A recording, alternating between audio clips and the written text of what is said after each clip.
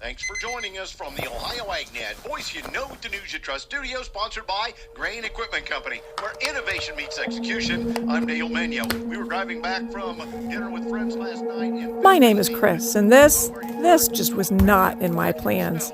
A significant injury and a foot surgery, followed by crutches for 6 to 8 weeks. That just wasn't going to work when Bill and I were trying to get the YouTube channel off the ground. Thankfully, this wasn't my driving foot. But all those other things at camp, setup, tear down, cooking, cleaning, those are a lot harder when you're on crutches. And if you missed the story of how I ended up with this injury, for that, we have to go back to the Ozarks. The sound you just heard was me breaking 6 bones, dislocating 2 joints, and tearing a tendon in my foot. But we didn't know that at the time. We thought it was just a bad sprain. And we got an orthopedic boot from the local urgent care and continued on vacation. I get the feeling that when they gave me an orthopedic boot for my broken, fractured, sprained, whatever it may be foot, that this is probably not what they expected it to do. But we work with what we have.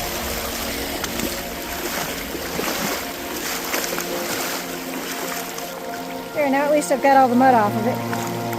4,000 miles and 4 weeks later, I had to face the fact. My foot needed surgery, and it needed surgery now. But after 2 screws were put in place, I'd be on crutches for 6 to 8 weeks. And all I could think about was all of those adventures that I'd enjoyed all year. All of those times that I took for granted that I'd always have 2 healthy feet to drive, hike, and explore with. 6 to 8 weeks really isn't that long in the big scheme of things, though it sure feels like it when you're in the midst. But in the life of a YouTube channel, when you're trying to put out material on a weekly basis, that could be the difference between having material and having nothing for months. So when a colleague suggested that I ditch those adventure-unfriendly crutches for a peg leg, I laughed. But when I looked into it, I realized this might work. So what are you doing? Me? Mm-hmm. Well, I didn't sleep worth a wink because this guy was freezing all night and he decided he had to sleep up here with me, and it's the only way I could get him to stop shaking and chattering. Crazy tiny dog. Yes, you took over.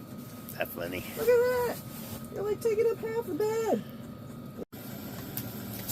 Like that. Not too bad. It's okay? What do you really think about it? It's not bad. Okay. I don't mind it. Considering you didn't have to really cook it, you just had to add hot water. Just throw this away. You can throw it out, quick and easy. Here's my I breakfast. actually like this.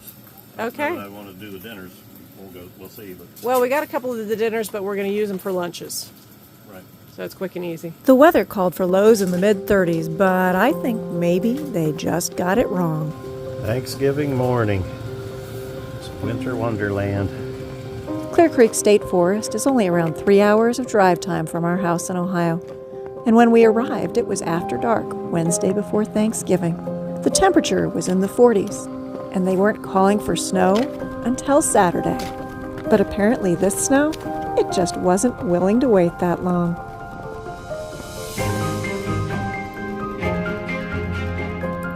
Is this not what you expected when we went camping?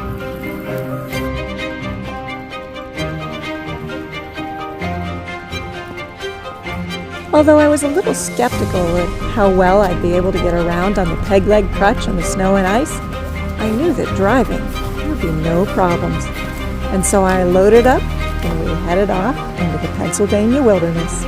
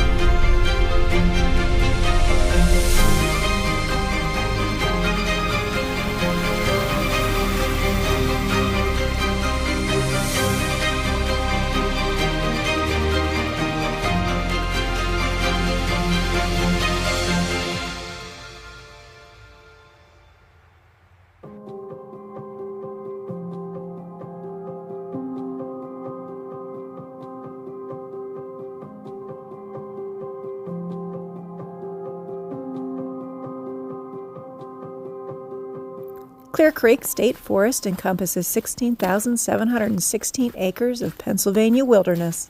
It also has 5 campsites that are dispersed, but you have to reserve them online in advance. Travel at your own risk. That sounds good. It's also near to Beartown Rocks and Cook Forest State Park, which includes the Forest Cathedral. Bill and I didn't have a set schedule or route for the next 4 days of exploring in Pennsylvania.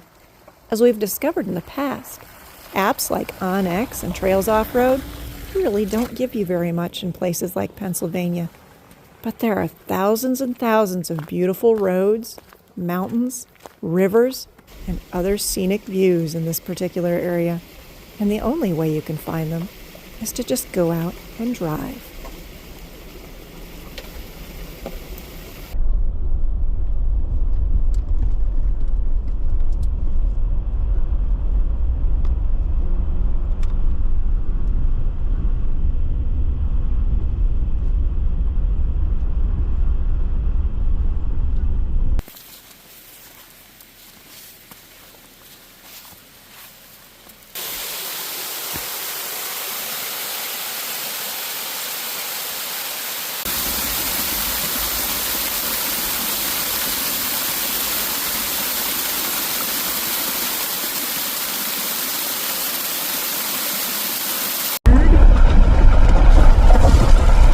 Sorry about that.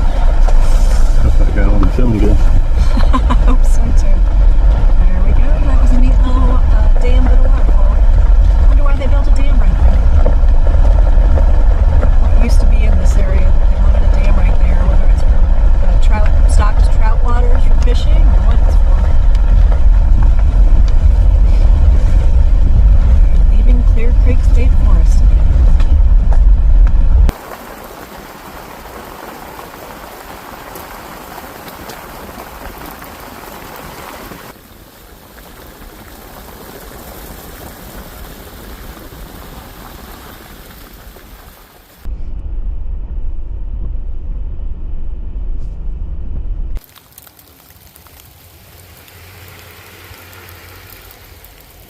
Clear Creek State Forest is known for its hunting, fishing, and recreational opportunities, such as hiking, mountain biking, and cross-country skiing.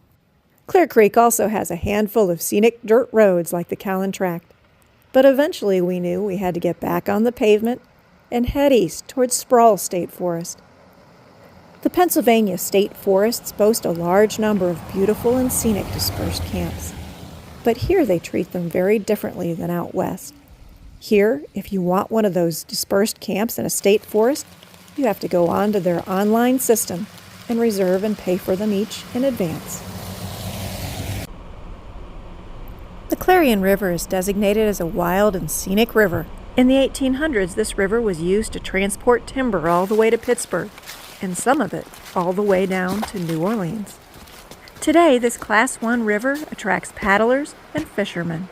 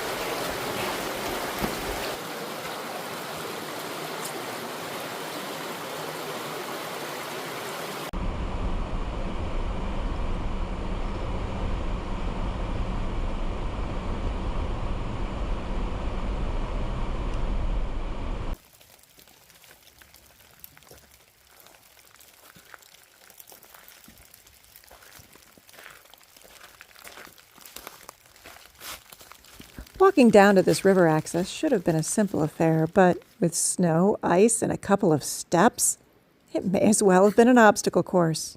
But eventually, I made it. Are you doing selfies by yourself, kid? It's not a selfie, it's a video. Are you coming over here? Because, well, I can't walk really well, if you hadn't noticed. See, there's Bill right there. I'm the one who's walking down all the way to the river on my old, yeah, that's really bad. I had to hold it that way. On my nice little crutch down there. But at least I made it down to the river. Big dog made it too. Take him out. Tiny dog even made it all the way down to the river. Psst. What you doing, bud? What do you think about the river? Do you not care? Just don't jump in, okay? So we can see this. It's really beautiful. Before leaving the riverside, Bill insisted on these 2 additional photographs. Thanks, Bill. And if you want to know how I get in the Jeep with that peg leg... So something tells me I probably can't film it well from this angle, but I'm going to take this off first. But leave that one. Tiny dog, really? Did you have to jump in here? And then I got to get my foot all the way up here and push myself in. And then I can look back down here. And then I can undo that one. And take my leg off so I can put it away.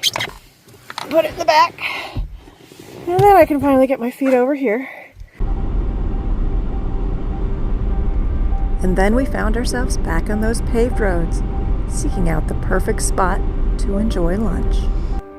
This public park with a pavilion, it fit the bill perfectly.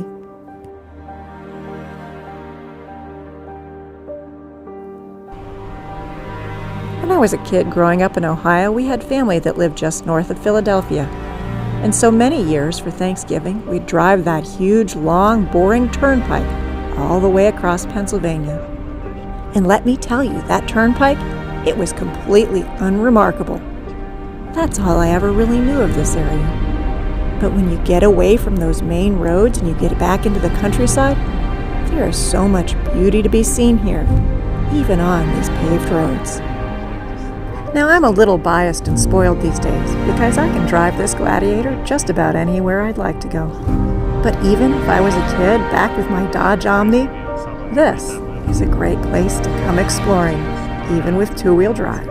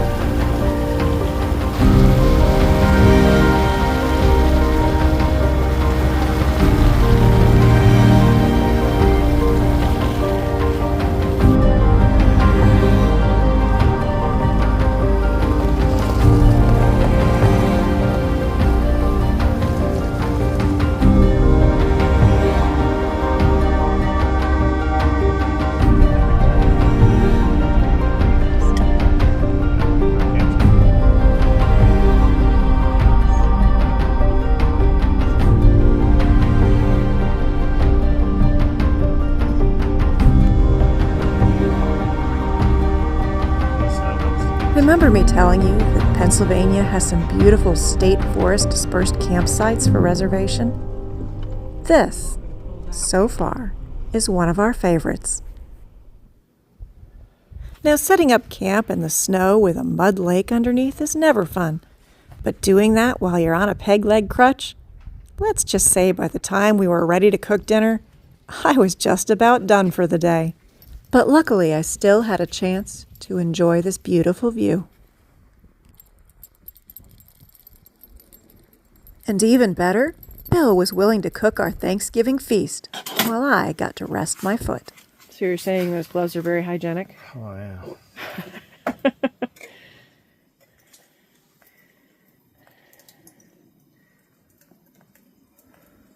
Oh, I forgot you've got that bigger, the jet foil skillet too that you can heat something in, don't you? Check on the turkey. Oh. He's wrapped in foil. Yeah, he's just in foil at the moment. We have no idea what he is. So that's another pan I just got rid of in there. Yeah. This isn't on. Oh,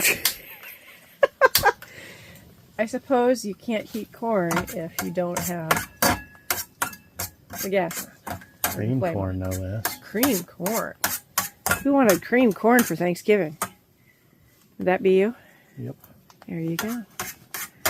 So did you already boil water and do the The potatoes? potatoes are up there warming. All right. So we just need to heat the gravy. And then maybe I can do it in the skillet. I don't know. You can do it in the skillet. I don't see why you couldn't I do it in gotta the skillet. cover this with something if I do, which that'll happen. But then what am I going to cover the gravy with? So I don't know if that bird's anywhere near being warm. Well, we might have a cool gravy or a cool chicken and hot everything else, you know? Because if we've got hot gravy, will it matter so much whether the chicken's a little cold? Turkey's a little cold? Well, I'd rather it wasn't. I'd rather it wasn't too, but unless you put it in an hour ago, it's probably not going to be ready. It's at 290, it looks like, 5 Okay. or so. But So that's just the oven itself. Is it a bad thing when I can't feel my toes on the side with the cast? Because it's so darn cold. Probably. The other foot's good, but that one, not so great today. Need some kind of a flooring that has a water barrier. Yes, that's this not cutting it. is not ideal. It is better than probably being straight on the ground, but there's like a lake right here every time you step there, and this does not go well with mud. I can tell you that right now. I wonder how dumb is it to... Heat it in the can. Yeah. I don't think it's going to work real well. You might want to open the top before you do that, at least vent it. Well, I was, but I'm just contemplating what I'm doing. I could heat it in here. And pour it back in the can. I don't know. Dang it. I guess you can. I don't know why you couldn't do Maybe I that. can turn this way down, I suppose. Maybe.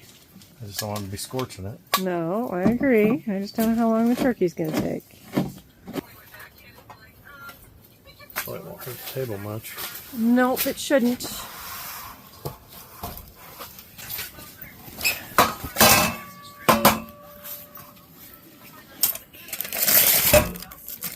Ooh, Steaming. It's steaming. Of course, everything is steaming right now. It's so cold out here. Everything is steaming, including my breath. Let's just flip and eat. Yes, let's eat. Give it a leg. Sure. There's a leg.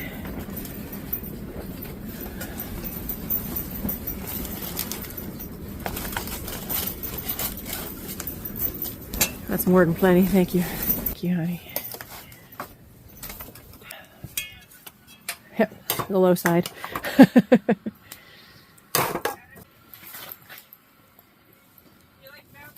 You want it on your chicken or no? Yes, please. That's good. Thank you. This is our happy Thanksgiving meal. Right? Yep. Because how many people put this in an oven when you come out here and cook it up? Especially when it's like probably 20 degrees out here. Well, maybe it's 25 degrees or 30 degrees. It just feels really cold. It's like, no, you can't eat that yet. We'll give you some when we're done. We'll give you some when we're done. You'll get some, my dear. Don't burn your nose. Thanks for joining us as we traveled on Thanksgiving Day through the wilderness of Pennsylvania. And if you come back next time, this is what you can enjoy then.